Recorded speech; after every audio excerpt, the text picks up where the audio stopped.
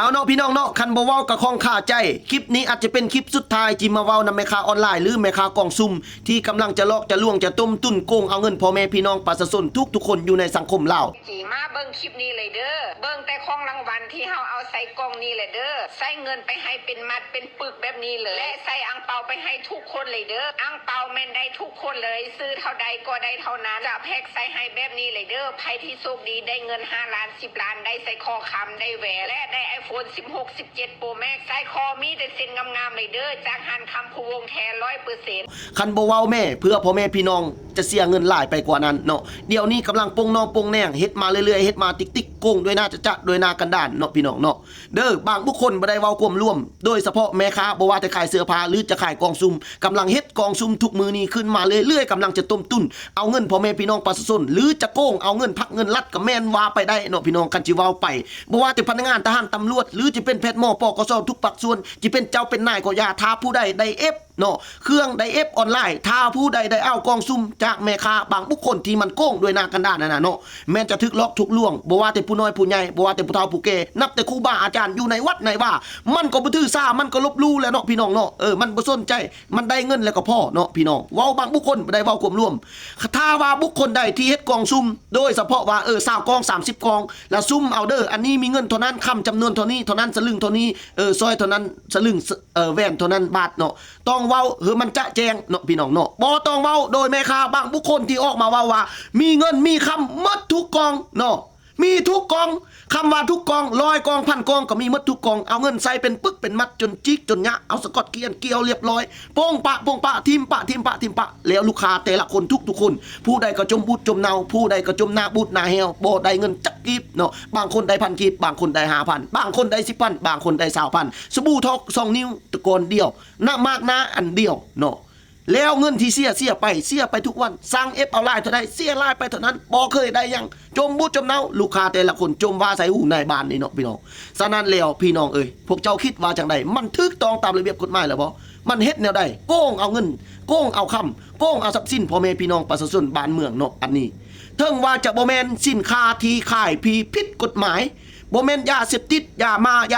าฟินโลอินกัญชายาสูบหรือว่าจะเป็นใบกระท่อมคอลลาเจนบ่แม่นสิ่งนี้ก็อย่าเฮ็ดสิ่งนี้เป็นการต้มตุนลอกลวงหรือจะเป็นเงินโกงเอาเงินพ่อแม่พี่น้องประชาชนบ้านเมืองโดยจะโดยหน้ากันด้านเนาะพี่น้องเนาะพวกเจ้าคิดเบิ่งบ่แม่นความคอยเนาะเด้ออันนี้นะเนาะเฮ็ดแนวนี้มันก็บ่ดีต่อแก่สังคมบ้านเมืองมันจะเป็นการขัดแย้งผิดเถียงกันเนาะ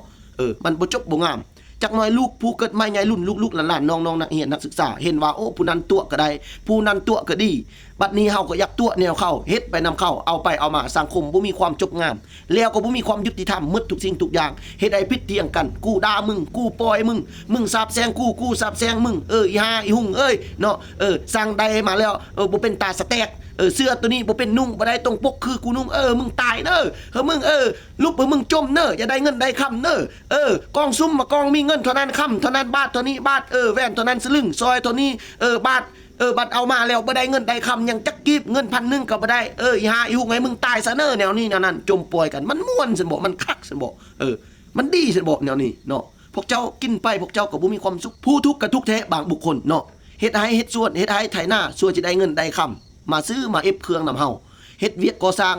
หลังซูฟ้านาซูดินเหือไล่ไข่ย้อยเหือบ่ตกซื้อดินบ่ได้กินบัดเอามาแล้วบ่เป็นตากินตาเอาเนาะบ่เป็นตานุ่งบ่เป็นตาถือว่าได้เนาะบ่ได้ว่ามีเนาะบ่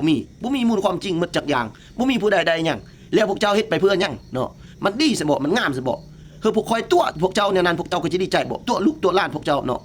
ตัวพ่อตัวแม่พวกเจ้าในนั้นพวกเจ้าก็สิดีใจบ่เนาะสมมุติว่ายกตัวอย่างมึงมาหากูเนาะอยู่นี่อยู่นั่นเดี๋ยวนี้กูเอาเครื่องมาส่งมึงอยู่นี่เนาะสิ่งของที่มึงอยากได้หั่นน่ะกูตัวมึงแล้วสิมันมึงไปฮอดกูบ่ไปกูนอนอยู่เฮือนแอมแซมอยู่แม่นมึงมักสิบ่นั่นมึงก็มักเนาะคันตัวแบบนั้นมักคือเดียวเป็นอะไรเศร้าบัดนี้เนาะอย่าเฮ็ดอย่ากระทำถ้าว่าสิเฮ็ดก็เฮ็ดให้มันสมมาภาควรบ่ต้องปกถึง100ต้องปก50ก็ได้เนาะสมมุติว่ากอง10กองบ่20กองเจ้าสิใส่หยังก็ใส่ว่าโดยเฉพาะ10กอง20กองนี่เด้อพวกเจ้ารุ่นเอาเอฟเอาซุ่มเอาเนาะเรือนั้นแล้วบ่มีหยังก็บ่ตามความจริงอันนี้เว้ามีหมดทุกกองเนาะแม่นพวกเจ้าสิเว้าหาสแตกหยังแม่นพี่ตัวใดๆเด้แม่นไผใดหยังอันพวกเจ้าเว้ามีหมดทุกกองนั่นมีเงินเท่านั้นแสนเท่านี้ล้าน10ล้าน20ล้านมีคำเท่านั้นบาทเท่านี้บาทมีซอยเท่านั้นสลึงเนาะแม่นพวกเจ้าสิเว้าเฮ็ดหยังมีผู้ใดๆเด้ ทุกคนที่ส่องแสงมาหาคอยนี้บ่มีผู้ใดได้หยังสบู่ทอ2 นิ้วก้อนเดียวมากหน้าอันนึงได้แต่เท่านั้นแม่นพวกเจ้าจิว่าหาสแต็กหยังคันบ่มีเนาะสิเป็นตัวเขาหยังเขาก็คนกินข้าวเขาบ่ได้กินขี้พวกเจ้าก็กินข้าวหรือพวกเจ้ากินขี้น่ะพวกเจ้าจังตัวพ่อแม่พี่น้องประชาชนอยู่ในสังคมผู้ใดก็ทึกโลภผู้ใดก็ทึกตัวทึกแบวทึกหยวกนับแต่คู่บ้าพวกเจ้าก็ยังตัวและกันเอฟเครื่องนำพวกเจ้าเนาะสิเตือนให้พวกเจ้าเป็นครั้งสุดท้ายแล้วคลิปนี้ถ้าว่ายังเห็นอีกเทื่อหน้าจะเอาออกมาว่าอีกเนาะเพื่อให้พ่อแม่พี่น้องสังคมมาเอาคือเป็นความจบงามต่อแก่สังคมบ้านเมืองเห็นเป็นเอกภาพกันบ่ให้ตัวไอ้หยวกจักหน่อยสิเป็นสังคมแตกแยกเนาะสิเป็นพิษเป็นเที่ยงกันมันบ่จบบ่งามต่อลูกต่อหลานผู้ที่เกิดใหม่ในรุ่นสืบทอดเฮามาเอาซ้ำนี้ล่ะบ่เอาหลายเทื่อหน้าเห็นได้อีก